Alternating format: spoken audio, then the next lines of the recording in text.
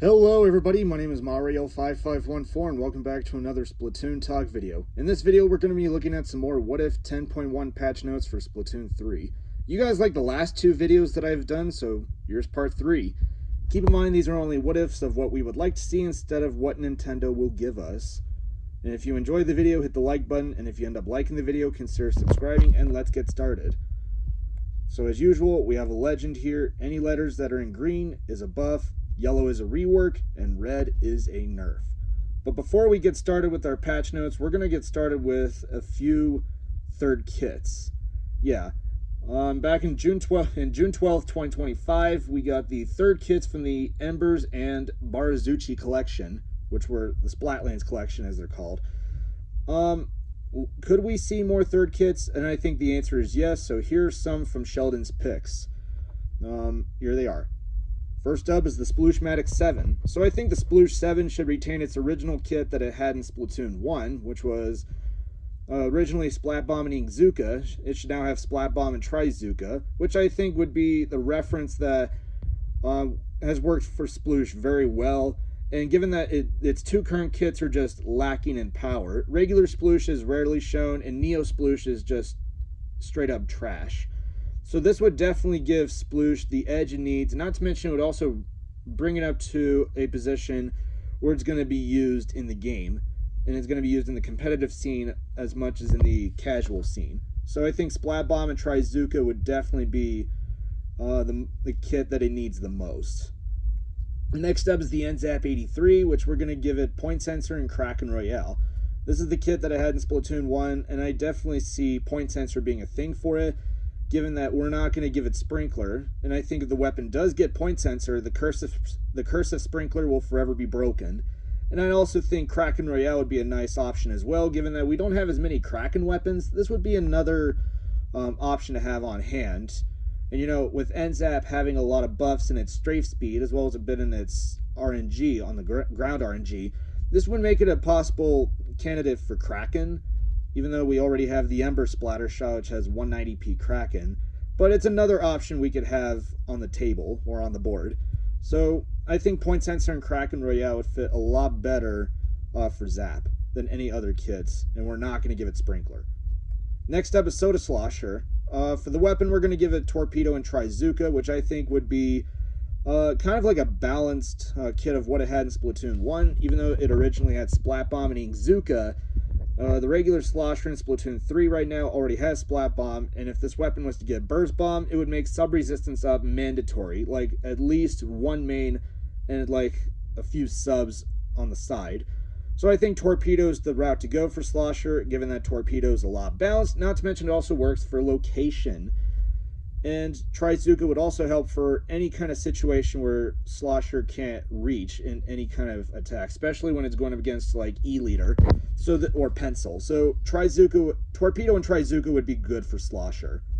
Next up is the Grim Range Blaster, or GRB. I would like to see Burst Bomb and Killer Whale 5.1 for it. I definitely see Burst Bomb being a thing for Range Blaster, since that it's worked with in the previous two games, and I think it can do it again. It would either have Killer Whale 5.1, Ink Storm, or possibly Tent Missiles. But there are some people who have suggested Super Chomp, which I am not a big fan of. And not only that, having Range Blaster with Super Chomp is definitely like low tier. This is basically going to make the weapon worse. But I think if it gets Killer Whale 5.1, it's going to provide not just a free tank refill, but it also gives you the advantage in which you can continue using the main weapon, which is one of Killer Whale 5.1 strengths. So this kit would work a lot better for it. Next up is the Heavy Splatling Remix, which we're going to give Splash Wall and Booyah Bomb to. I mean, Booyah Bomb has worked within Splatoon 2, given that it also had Point Sensor, but since Point Sensor is on the Heavy Splatling Deco, I think Splash Wall would be the perfect candidate for it. I mean, Splash Wall has worked within the previous two games, and I think it can do it again. So this would be a remix kit that everyone could just use anytime. Not to mention it will just kill Hydra Splatling, because Heavy Splatling has a faster charge time than Hydra. So this kit would definitely push Hydra Splatling into the low tiers, or possibly in the trash can. Alright, next up is Fresh Squiffer with Suction Bomb and Kraken Royale. This is a kit that I would like to see the most of. In fact, unlike Zipcaster like we have on New Squiffer, Kraken Royale is not a recall special, so instead of jumping back to where you deploy the special and having people just like camp you and just take you out, especially with a carbon roller that's going to shark you, Kraken allows you to continue where the transformation wore off. So when the special wears off, you'll be in the position where it was, and you can continue to fight in that new position. Or you can just go back into where you were originally, so you would have some kind of safety measure. So I definitely see Kraken being a thing and Suction Bomb being ideal for it. Next up is the Bamboo Mach 3, which we're going to give Burst Bomb and Triple Ink Strike to. It's definitely going to have Burst Bomb like it had in Splatoon 1, which is definitely going to be like the best. And I think Triple Ink Strike would provide much displacement, given that the Bamboo Mach 2 has Super Chump, and given that Super Chump is very underpowered, and it also has Fizzy Bomb. And Fizzy Bomb, aside with getting its nerf in 9.2, is going to be a little inconsistent with Bamboo, so Burst Bomb is going to be a lot better for Bamboo than Fizzy Bomb. So Burst Bomb and Triple Ink Strike would provide the advantage it needs to not only attack from a distance, but also getting a chance to combo with a very powerful sub-weapon. Alright, next up is the Permanent Ink Brush with Torpedo and Kraken Royale. Even though Octobrush already have Kraken, there's still a potential candidate to get Kraken. And I also see Torpedo being a thing for it, given that it originally had Splat Bomb and Kraken in Splatoon 1, but since the regular Ink Brush already has it, we decided to give it Torpedo. This would definitely put Ink Brush into a much better position, not to mention it could also help not just in skirmish, but in case anyone tries to corner it, you get to deploy the Kraken and just go after anyone with it. So it provides some kind of a last resort kind of thing. And finally is the Coral Splat Roller, which we're going to give it Suction Bomb and Trizooka. Originally it had Splash Wall and Inkzooka in Splatoon 1, but of course we're going to give it Suction Bomb, since I doubt they're going to give it Splash Wall, since Big Swig Roller already took the bullet for it. So Splat Roller is still has Suction Bomb's a good candidate for Splat Roller, and given that it worked well in Splatoon 1, I think it can do it again, and having Trizooka on the side. So this kit would work a lot better for this kind of weapon instead of Splash Wall and Inkzooka. So this kit would work a lot better for it. Alright, now we're on to the changes. So first up is the change to Splashmatic. So for all three weapons, we're going to increase their ink consumption from 0.8% to 1.6%. This was a complaint that a lot of people would like to see on Splash, like a nerf, and I think this would fare a lot better for Splash, being more controlled or more reined in. But I think a little buff that we're going to give it is that we're going to increase its movement speed from 0.072 units to 0.09 units. So it definitely move a lot faster, though with having with consuming more ink. Alright, next up are changes to the 96 gal weapons. So for all three weapons, we're going to increase its movement speed from 0.04 units to 0.065 units. So it's going to be strafing slightly faster, though it's still going to be a slow-moving weapon. And then we're going to decrease its angle deviation when jumping from 11.3511 degrees to 10.75 degrees. The RNG is usually the thing with 96 gal, and I think the jump RNG buff is going to help it a bit, even though the RNG is like 96 gal's weakness.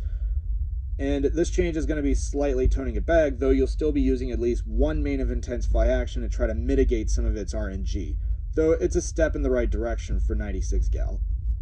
Alright, next up are changes to the mini Splatlings. So for all three weapons, we're going to decrease its angle deviation when on the ground from 4 degrees to 2.5 degrees.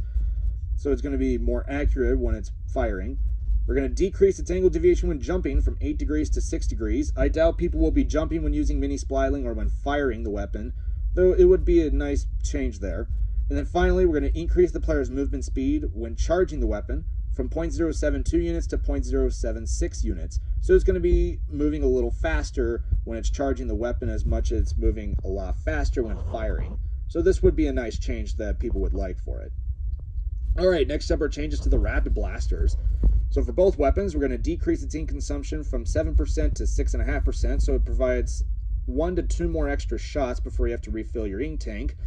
We're going to decrease its angle deviation when jumping from 8 degrees to 6 degrees. That's a nice change there, as the RNG is what Rapid Blaster kind of suffers with when it's jumping, so this would be a nice change. And then we're going to increase the player's movement speed from 0.055 units to 0.07 units. This would be a nice change for Rapid Blaster, given that you have a faster strafe speed, and you would also have the ability to 3-shot or 2-shot people a lot more effective, or a lot more effectively, I should say. So these changes would be nice for him. Alright, next up are changes to the ballpoint splatling, as well as to ballpoint nouveau. So for all 3 weapons, we're going to decrease its angle deviation on the ground in long range mode from 1.5 degrees to 0.75 degrees. So not only are we going to revert the nerf that it got in 6.1, but we're going to buff it even further. So instead of going back to 1 degree, we're going to buff it by another 1/4 of a degree, down to 0.75. This would definitely push ballpoint into a much better position, as it still struggles to see use and it's not shown as often as it once was. We're also going to decrease its angle deviation when jumping in long range mode from 4 degrees to 2.5 degrees. We're going to revert. Those are some of the nerfs that have been the thing from Splatoon 2, so we're going to revert those a bit. And then finally, we're going to increase the effective run speed up from 25 to 30%. So we're going to be reverting the nerf that had gotten 4.3 in Splatoon 2. And so run speed up is going to be a lot more effective on the weapon than it was previously. So these are some nice changes for ballpoint. A lot of people would like to see them on them. So nice change all around. And ballpoint may slowly rise back up with them. Alright, next up are changes to the range blasters. So for both weapons, we're going to increase its blast radius from 3.3 units to 3.4 units. So it actually has some kind of a chance to fight still. We're going to decrease its cooldown from before the ink tank starts refilling, or basically the lighting frames. We're going to decrease it from 70 to 60 frames. And then we're going to decrease its angle deviation when jumping from 8 degrees down to 6 degrees. Even though you'll still be running Intensify action, though the main weapon will feel a lot better to use in some situations, especially in tower control, where Range Blaster likes to space and actually push people off the tower. So it's a nice change there. Alright, next up are changes to the dually squelchers. So for all 3 weapons, we're going to decrease its ink consumption when rolling, or dodge rolling, from 8% down to 6.5%. So this will provide you a bit of extra ink that allows you to keep fighting after dodge rolling, since dually squelchers have little to no end lag after dodge rolling. And then we're going to decrease its angle deviation while on the ground from 4 degrees down to 2.5 degrees. Nice change there. And then we're going to increase its damage from 28 to 30. This will definitely increase the viability of the Ember's dually squelchers, as it currently deals 56 with its 2 bullets, screen does 40, and you're left with 96 damage. So the 30 damage would work a lot better for it, as the 2 shots deal 60, screen does 40, and it makes dually squelchers a 2-shot instead of a 3-shot. So these changes would be a lot better for dually squelchers in the long term. Alright, next up are changes to the tri-sloshers. So for all 3 weapons, we're going to decrease its ink consumption from 6% down to 5.5%. So it provides you 1 to 2 extra sloshes before having to refill your ink tank. And then we're going to increase the player's movement speed from 0.066 units to 0.072 units. So it's going to be strafing a little faster, though you'll still have to be moving though it's still going to be a little slow. But these changes are relatively small, and I bet people will be okay with them. Alright, next up are changes to the H3 nozzle nose weapons. So for all 3 weapons, we're going to increase the player's movement speed from 0.06 units to 0.12 units. We're going to decrease its ink consumption per burst from 6.24% to 6%. We're going to decrease its burst fire rate, or the end lag between bursts, from 20 frames to 16 frames. So it's going to have a 4-frame reduction between its bursts, so you don't have as much downtime between bursts, so you actually can fight a little faster. And then we're going to decrease its ink consumption per shot from 2.08% to 1.95%. All of these are solid changes for H3 nozzle nose, as H3 has a lot of good kits that it can work with, though the main weapon itself still struggles. So these changes would make H3 a lot better to some people. Especially with the midline meta that we're still in, H3 is a very solid midline that can see a lot of use with these changes. Alright, next up are changes to the sloshing machine, as well as to Neo sloshing machine. For both weapons, we're going to decrease its ink consumption from 9.2 to 8.8%, so nice change there. We're going to decrease the interval between continuous swings from 38 to 36 frames. So it's going to be a little more bearable. And we're going to increase the player's movement speed from 0.07 units to 0.08 units. It's going to be moving and strafing a little faster, though it's still going to be a slow-moving weapon. But these changes are going to make Sloshing Machine more bearable ever since it got nerfed into the ground in 4.0. Though these will bring Sloshing Machine back up, though we're not going to bring back Crab Meta, as the nerfs that Sloshing Machine got were the real end to Crab Meta. Though we're just going to make the main weapon a little more bearable for people to use. Alright, next up are changes to the Dynamo Rollers. So for all three weapons, we're going to increase the central zone where it's possible to splat an opponent when performing a horizontal flick. We're going to increase it by 10%. So we're reverting the nerf that it got in Splatoon 1 back in 2.8, 2.9. So instead of having an 18% decrease in the central zone, we're going to revert it by 10%. So it's only going to have an 8% reduction instead. So a nice change for Dynamo Roller. We're going to decrease its ink consumption from 18 to 16%, so it provides you with 1 to 2 more extra flicks before you have to refill your ink tank. And then finally, we're going to decrease the time to lift the weapon when performing a horizontal flick from 55 to 45 frames. These changes would make Dynamo Roller a lot more effective and a lot more powerful, and it's going to push it outside of being like a niche weapon to seeing it in other situations, as well as from other like stages where its Dynamo Roller is going to thrive more. So these changes would make Dynamo Roller more usable, more viable, and a lot more powerful. Alright, next up are changes to the splatter shots. So for all three weapons, we're going to decrease its ink consumption from 0.92% to 0.9%. Just a nice change there. We're going to increase its movement speed from 0.072 units to 0.076 units. And then we're going to decrease its angle deviation when jumping from 11.66 degrees to 11.55 degrees. These are some small changes here. Splattershot doesn't need any more after this, and Splattershot will be good from here on out. Alright, next up are changes to the Tetradualies. So for both weapons, we're going to increase its damage from 28 to 30, which will help Dark Tetradualies the most, given that Reef Slider's blast radius deals 70, and Dark Tetradualies will now deal, instead of 28, will now deal 30, will make them a one-shot.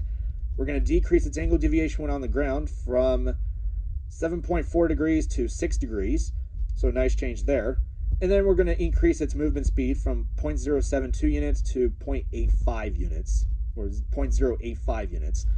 So the Tetradualies are going to be moving a little faster when not performing a dodge roll, though they'll still feel a bit slow. Though these changes are going to be fine, and they're going to make them feel a lot better to use in the long run. Alright, next up are changes to the Rapid Blaster Pro weapons. So for all three weapons, we're going to decrease its angle deviation when in the air, or when jumping, from 8 degrees to 6 degrees. Nice change there, so you don't have to run as much Intensify action, though you'll still have to run at least one main of it. We're going to increase the player's movement speed from 0.05 units to 0.07 units, so it's going to be moving and strafing a little faster. And then we're going to increase its splash damage from 35 to 40, so it's a more consistent 3-shot with any of the other weapons that deals more than 60 damage. So this would be a nice change for these weapons. Not to mention with the new Barazuchi Rapid Blaster Pro, these changes are going to make it a lot better to run as a cooler option besides pencil or heavy edit splatling. Alright, next up are changes to the Splattershot Pro weapons. So for all three weapons, we're going to decrease its angle deviation when jumping from 6 degrees down to 4.5 degrees. We're going to decrease its angle deviation when on the ground from 2.5 degrees down to just 2. And then we're going to increase its movement speed from 0.055 units to 0.07 units, so it's going to be moving and strafing a little faster, though it'll still feel slow. Though these changes will make it more usable to some people. Alright, next up are changes to the Splatana Stampers. So the only change that Stamper is going to get is that we're going to decrease its ink consumption when performing a charge attack from 11.7 to 11.5%. With Stamper's difficulty being very high, and with it being a very high skill weapon, I think this is the only change that Stamper's going to get. It's going to get a very, very small ink consumption buff, and that's it. Alright, next up are changes to the Undercover Brellas. So for all three weapons, we're going to increase its damage from 40 to 45, so it's a more consistent 3-shot. We're going to increase its canopy HP from 200 to 250, so it's going to withstand some kind of damage, though it's still going to get shredded by Splat Bomb. We're going to decrease the amount of time to regenerate its canopy from 3.7 seconds to 3.5 seconds. And then we're going to decrease its ink consumption from 4% to 3.5%. So it's going to provide 1 to 2 more extra shots before you have to refill your ink tank. So these changes will feel a lot better for Undercover Brella, and a lot of people would like to see some buffs to Brellas. Speaking of which, we have some buffs to Splat Brella and Sorella Brella. So for both weapons, we're going to increase its max damage from 81 to 90, reverting the nerf that it got nearing the end of Splatoon 2. We're going to decrease its ink consumption from 5.5% to 4.5%. We're going to increase the contact damage on the canopy from 30 to 33, making it a more consistent 4-shot, or make it more consistent with other weapons. And then we're going to increase, with the max damage being increased, we're going to increase the pellet damage from 16.2 to 18. This will make Splat Brella more reliable. Not to mention, Sorella Brella is probably going to see a lot more use with these changes. So these two weapons are going to fare a lot better with these changes, though we're going to have to wait and see what Nintendo is going to give them, if any, if they're going to get any changes at all. Alright, next up are changes to the Splattershot Nova weapons. So for both weapons, we're going to increase its damage from 24 to 25, finally making them a 4-shot. We're going to decrease its angle deviation when jumping from 8 degrees down to 6 degrees, and then decrease its angle deviation when on the ground from 5.5 degrees to 3 degrees. Definitely some bigger quality of life changes for Nova, though it's still a bad weapon. Though they're still going to feel a lot better from here on out after these changes, if they're going to be a thing. Alright, next up are changes to the Reflux weapons. So for all three weapons, we're just going to decrease its ink consumption when the first circle is charged from 4.68% to 4.5%. So it's going to be using slightly less ink, though it's still going to be a little ink hungry when you're charging it at the first circle, as well as for the second one. So the first circle is only going to be changed here. Alright, next up are changes to the Dread Ringers. So for all three weapons, we're going to increase the player's movement speed from 0.04 units to 0.06 units, so it's going to be moving a little faster, though it's still going to be a very slow weapon. But we're also going to increase its ink consumption from 9% to 9.4%, slightly reverting the nerf that it got in the previous updates. So Dread Ringer is going to require a bit more skill to use, as well as you're going to be more gear dependent and running a bit of Ink Saver main on it. Though the changes are relatively solid, and people are probably going to be okay with it. Alright, and finally, our changes to the Squeezers. So for both weapons, we're going to increase the damage in its burst fire mode from 38 to 40, making it a more consistent 3-shot with weapons that deal 60 damage or more.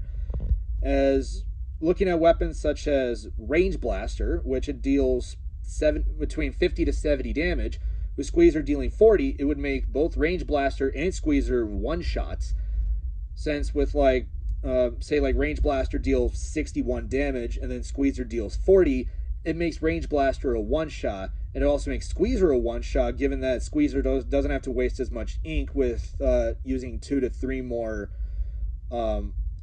shots from it in its burst fire mode, though it varies on what weapon that Squeezer is going to be paired with. And then we're going to decrease its angle deviation when on the ground in continuous firing mode from 8 degrees to 6 degrees. Just a bit of a quality of life change for Squeezer, and these are all the changes that they're going to get. Alright, next up are changes to the sub-weapons. So first up is Burst Bomb. This is the trade-off for Splash having an increase in ink consumption, as Burst Bomb is going to have a decrease in ink consumption from 45 to 40%, which is what a lot of people would like to see. With Splash getting a nerf in ink consumption, this is going to indirectly buff Carbon Roller Deco, S-Blast 91, Splatana Stamper, and many other weapons that use Burst Bomb, having a 5% ink consumption buff to Burst Bomb. Of course, this is the trade-off if Splash has an increase in ink consumption, so this change would fare a lot better for other weapons that use Burst Bomb. Alright, next up are changes to Ink Mine. So first up, we're going to decrease its ink consumption from 60 to 50%, reverting the nerf that it got in Splatoon 2, which was a buff that was reverted in Splatoon 1. Because in Splatoon 1, Ink Mine's ink consumption was decreased from 60 to 50. In Splatoon 2, it was reverted right back to 60, and we're going to revert it right back to 50. So we're basically playing a game of tug-of-war with Nintendo. And then we're going to increase its splash damage from 45 to 50, so it's a more consistent 2-shot, so it's going to be a lot better with weapons that don't deal as much damage close up, which E-Liter in particular is going to thrive a lot more with this change. Alright, next up is Squid Beacon. So we're just going to decrease its ink consumption from 75 to 70%. So it's going to boost the viability of Krakon Splat Roller, the Barazuchi Mini Splatling, Custom E-Leader, and many other weapons that use Squid Beacon. So this is going to be a nice change for them. And finally, we have Splash Wall, which we're going to increase its base duration from 6.67 seconds to 7 seconds, so it's going to last a little longer. And we're also going to decrease its ink consumption from 60 to 55%. This is probably going to be the only changes that Splash Wall will get, as well as Splash Wall getting a 10% protection nerf against other weapons back in 8.0 and 8.1. So this is kind of like trying to make it a little better without going overboard. Alright, next up are the special weapon changes. So first up is Trizuka. So we're going to increase its splash damage, or the damage in its inner hitbox, from 53 to 55. We're going to increase its damage in its outer hitbox from 35 to 40. We're going to increase its duration by 60 frames, or 1 second. So it's going to revert the nerf that it got in 9.3, but we're going to buff it even more by another 30 frames. So this change would feel a lot better for Zuka. We're going to increase the damage dealt to Big Bubbler by 25% of what it was before. So it's going to be reverting the nerf that it got in 8.1. So instead of having 67% less damage, it's going to be 42% instead of 67. So this would be a nice change for Trizuka. We're going to increase its startup by another 5 frames, and we're also going to rework it so that you're able to use your sub weapon. And I will say, this is a list of subs that can be used with Trizuka. If you have a Trizuka weapon that has Splat Bomb, Burst Bomb, Suction Bomb, Curling Bomb, or Ink Mine, or Point Sensor, you are able to use those subs when you have Trizuka. If you have Splash Wall, you have to throw down the Splash Wall first before you deploy Zuka. So Splash Wall is the only sub where you can't throw down when using Zuka. Alright, next up are changes to Triple Ink Strike. So first we're going to increase its duration by 30 frames, or half a second. So it's going to have a bit more uptime to use, or it's going to be a little longer, so you could throw the shots in more precise areas a bit more. We're going to rework it so that you're able to submerge in your ink when using the special, like we see with Trizuka, Tacticooler, Super Chump, Inkjet, and Splatter Color Screen. So this change would make Triple Ink Strike a lot better. But we're also going to decrease its damage radius from 7.7 units to 7.5 units. Not much of a big change there, but it's better than nothing. Next up are changes to Tent Missiles. So we're going to increase the explosion radius that deals 30 damage from 4.25 units to 4.5 units. Just a small change there. We're going to increase the explosion radius, which deals 50 damage, from 2.1 to 2.3 units.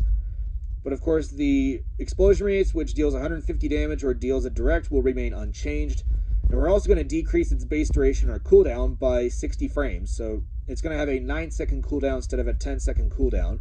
Tent missiles are going to feel a little better, but though we're not going to push them overboard like they were in the beginning of Splatoon 3 or even in Splatoon 2.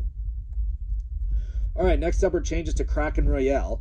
So we're going to increase its movement speed from 11.25 units a second to 12 units a second, so it's going to be moving a little faster.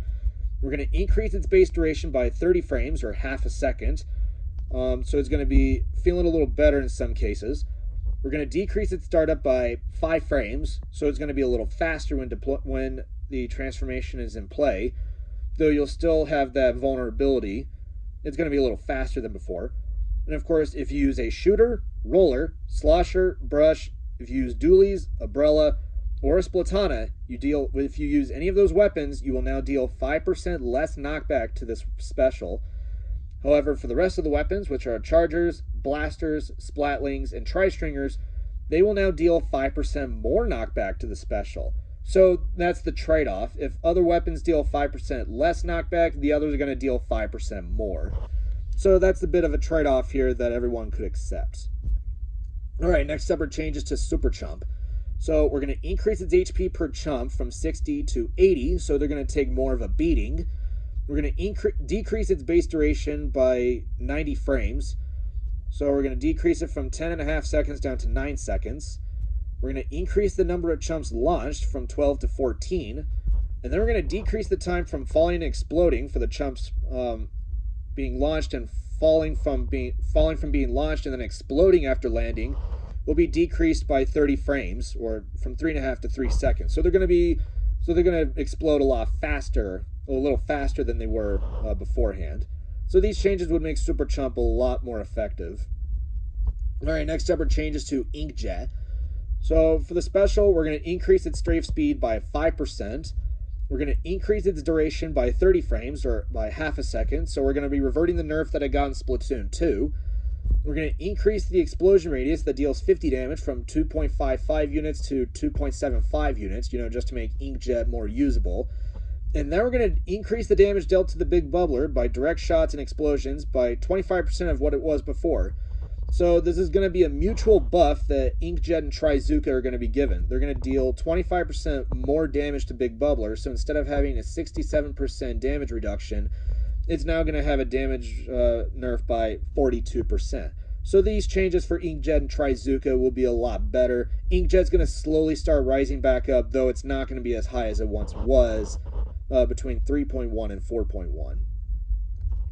Next up is a change to Ultra Stamp, which we're just going to increase its duration by half a second. Just a small change there, reverting the nerf from 4.0 a bit.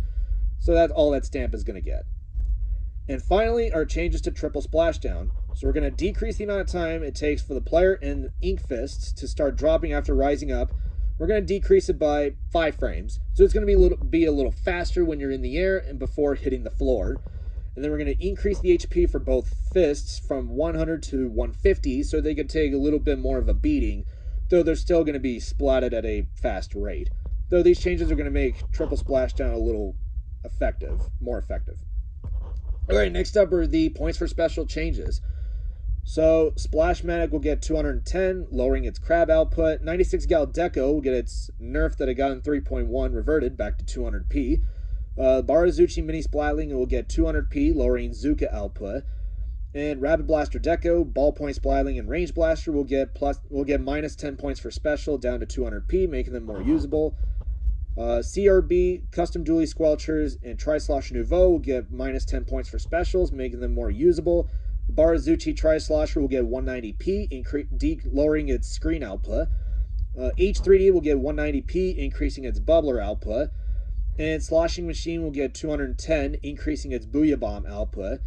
So definitely having Sloshing Machine escape the 220p threshold. Ember Splatter Shot is going to get 200p, lowering its Kraken output. The Rapid Blaster Pro Deco will get 180p, increasing its Killer Whale output, reverting the nerf that it got in 4.0, I think, or 4.1. And then the Barazuchi Rapid Blaster Pro will get 190p, finally putting it in a position where it could rival Pencil, as well as a bit of heavy edit splatling.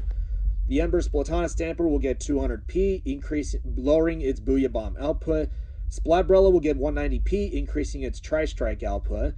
And then Splattershot Nova will get 200p, lowering its Killer Whale output. Then our last page, the Barazuchi Reflux 450 will get 210, lowering its Booyah Bomb output. Dreadringer will get 200p, lowering its Reef Slider output. Dreadringer D will get 180p, increasing its Wavebreaker output. And then Squeezer will get 210, increasing its Zuka output. And finally, the weapon can escape from the 220p threshold. And Foil Squeezer will get 200p, lowering its screen output. And that's all of our points for special changes. So for our turf battle stages, what turf battle stages can we see, or what would we like to see for 10.1? First up is Salt Spray Rig, which I think is another stage I could see returning. Everyone has a few good memories with it, with Turf War, though it's still going to be subject to a lot of reworks, especially for Rainmaker and Tower Control. Splat Zones is probably not going to undergo as many, though it's still going to be subject to them. Clan Blitz is going to be overhauled completely on this map, given that in Splatoon 1, Clan Blitz wasn't a thing, so Salt Spray Rig is going to be reworked tremendously to try to accommodate Clan Blitz, though it's going to be a nice stage to bring back. Next up is Piranha Pit, which everyone in Splatoon 1 and 2 will recognize very easily. It will undergo not as many changes for Turf War, since people don't have as many negative comments on it for Turf War. For Tower Control and Splat Zones, there will be some changes, though Splat Zones will probably not get any, given that people don't have as many complaints on it. Clan Blitz, probably not going to undergo as many. Rainmaker, however, is going to undergo several changes. Yeah. So I think this would be a nice stage to return from Splatoon 1 and 2. Alright, next up is Skipper Pavilion, which from Splatoon 2 is another stage I could see returning. It's a nice one for Turf War. It's a solid one for Splat Zones, though I do see Tower Control and Rainmaker as well as Clan Blitz getting some reworks, so the stage is more bearable. I do see some of the areas where you are not able to ink, they're going to be able to be inked, so you're able to access those new areas. And I could see it being a very nice one here. Alright, next up is the Reef. I definitely see this one returning. A lot of people would like to see the Reef return. It's a very solid map in Splatoon 2, everyone's favorite. And everyone does not have as many complaints on it. It did get a few reworks moving into later parts of Splatoon 2 and eventually becoming one of the best stages in Splatoon 2. So I definitely see it returning. Rainmaker and Tower Control are going to undergo a few changes as well as Splat Zones. Clan Blitz will probably undergo a lot as well for Splatoon 3. And then finally, we're going to bring back Arowana Mall.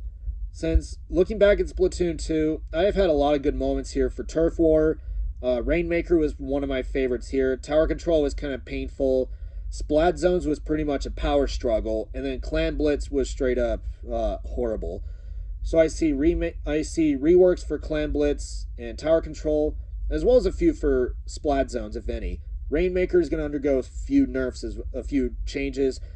Turf War is probably going to undergo a lot of changes here as well. So I definitely see it being a solid stage here. And that's it. That is all of the changes for 10.1. If you guys liked the video, be sure you subscribe and don't forget to leave a like on the video. Thank you all for watching, and I will see you next time.